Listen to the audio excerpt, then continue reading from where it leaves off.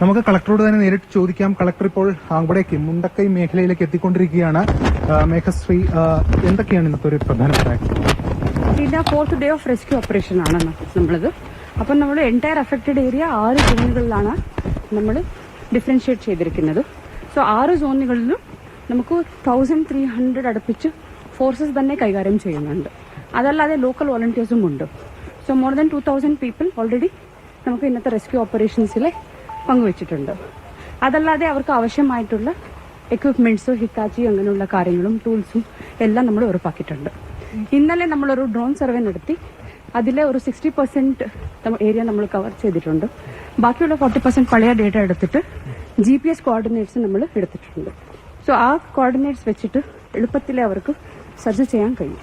ഇപ്പൊ ഏതൊക്കെ മേഖലയിലാണ് മിസ്സിംഗ് ആയിട്ട് ഉണ്ടെന്ന് മനസ്സിലാക്കുന്നത്? ഇന്നലെ മുണ്ടക്കൈ മേഖലയിൽ ഹിറ്റാച്ചി ഒക്കെ ഉപയോഗിച്ച് സെർച്ച് നടത്തിയിരുന്നു. പക്ഷേ അവിടെ നിന്ന് കാര്യമായി ഒന്നും കണ്ടെത്താൻ കഴിഞ്ഞിട്ടില്ല. അത് നമ്മൾ 6 ഏരിയയിലും സെർച്ച് നമ്മൾ നടക്കും. പിന്നെ അവിടെ കിട്ടുന്ന ഫീഡ്ബാക്ക് അനുസരിച്ചിട്ട് അടുത്ത ദിവസം ഫോഴ്സ് ഡിപ്ലോയ്മെന്റ് നമ്മൾ ചെയ്യും. സോ അങ്ങനെ ആറന്മുള, അട്ടന്മുള ഭാഗങ്ങളിലെ ആൾക്കാരില്ല എന്നാണ് മനസ്സിലാക്കിയത്. അതായത് ഏതൊക്കെ മേഖലയിലാണ് ഇപ്പോൾ ആളുകൾ കുടുങ്ങി കിടക്കുന്നില്ല എന്ന് മനസ്സിലാക്കുന്നത്? ആറന്മുള, അട്ടന്മുള ജാഗങ്ങളിലെ കുറച്ചു ഇന്നലെ 2 ദിവസം നോക്കുമ്പോ വേറെ വിത്ത് അലൈവ് ആയിട്ടുള്ള ഒരാളും ഇല്ല. Okay, second day of operation it self we have rescued everybody safely. Okay, പക്ഷെ നമ്മളിപ്പോൾ നോക്കുന്നത് ബോഡീസ് എവിടെയെങ്കിലും കണ്ടെത്താൻ പറ്റുമോ. സോ അതിലെ ആറന്മുള, അട്ടന്മുള ഭാഗത്തിലെ കൂടുതൽ അങ്ങനെ നമുക്ക് കിട്ടിയില്ല. ഏത് മേഖലയിലാണ് ഉണ്ടെന്ന് പ്രതീക്ഷിക്കപ്പെടുന്നത്? നമുക്ക് ഈ റിവർ വാലി സൈഡിലെ ഡൗൺ സ്ട്രീംസിലെ കുറച്ച് ആൾക്കാരും വില്ലേജ് ഏരിയ ഉണ്ടല്ലോ ആ ഭാഗത്തിലെ, പിന്നെ സ്കൂൾ ഏരിയ ഉണ്ടല്ലോ അവിടെ, പിന്നെ മുണ്ടകൈ ഭാഗത്തിലും. ജംഗ്ഷനിൽ എന്താണ് അവസ്ഥ? അവിടെ ഇന്നലെ കുറെ പേര് പറയുന്നുണ്ടായിരുന്നു, പക്ഷെ നോക്കിയിട്ട് കിട്ടിയിരുന്നില്ല. പല നാട്ടുകാരൊക്കെ തന്നെ ഇന്ന സ്ഥലത്ത് നോക്കണം എന്ന് പറയുന്നുണ്ടായിരുന്നു. അവിടെയൊക്കെ നോക്കി, പക്ഷെ ഒന്നും കണ്ടെത്താൻ കഴിഞ്ഞില്ല. മുണ്ടകൈ പറയുന്നത് നമുക്ക് വലിയ എക്സ്റ്റെന്റ് ആണ്. ജംഗ്ഷൻ മാത്രം വെച്ചിട്ട് വി കനോട്ട് ഡിസൈഡ് ദാറ്റ് മുണ്ടക്കൈയിലേ ഇല്ല.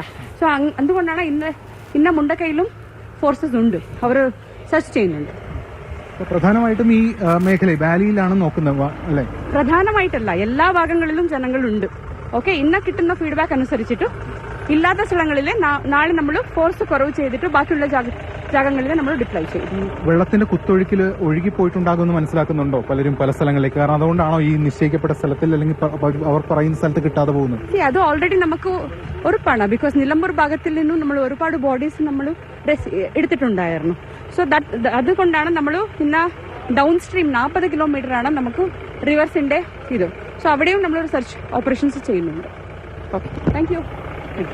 ജില്ലാ കളക്ടറാണ് നമുക്കിപ്പം ചേർന്നത്. അവർ ഈ പ്രദേശത്തേക്ക് പോവുകയാണ്, ദുരന്തബാധിത പ്രദേശത്തേക്ക് പോവുകയാണ്. മുണ്ടക്കൈ മേഖലയിൽ വളരെ പറയുന്ന കാര്യങ്ങൾ വളരെ പ്രധാനപ്പെട്ടതാണ്. 2 മേഖലയിൽ അവിടെ മണ്ണിനടിയിൽ ആരെങ്കിലും ഉള്ളതായി വ്യക്തമാകുന്നില്ല എന്നതാണ് അവർ പറയുന്നത്. അതോടൊപ്പം തന്നെ പ്രധാനമായും ആ സൂചിപ്പിച്ച തലത്തിലേക്ക് കാര്യങ്ങൾ എത്തുകയാണ്.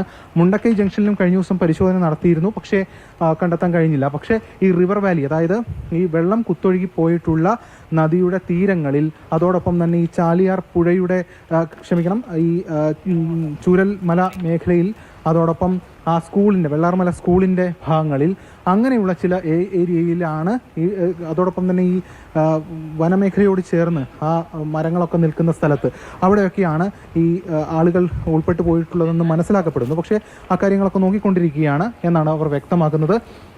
എന്തായാലും ഈ പലരും ഒഴുകിപ്പോയിട്ടുണ്ട് എന്ന കാര്യം ഉറപ്പാണ്. അതുകൊണ്ടാണ് ഈ നേരത്തെ മുൻകൂട്ടി പറഞ്ഞ സ്ഥലങ്ങളിൽ ആളുകളില്ലാത്തത്. എന്നാൽ ജില്ലാ കളക്ടറാണ് വളരെ വിശദമായി ഈ ഒരു ദൗത്യത്തിന്റെ അപ്ഡേഷൻ സംബന്ധിച്ചുള്ള കാര്യങ്ങൾ വ്യക്തമാക്കുന്നത്.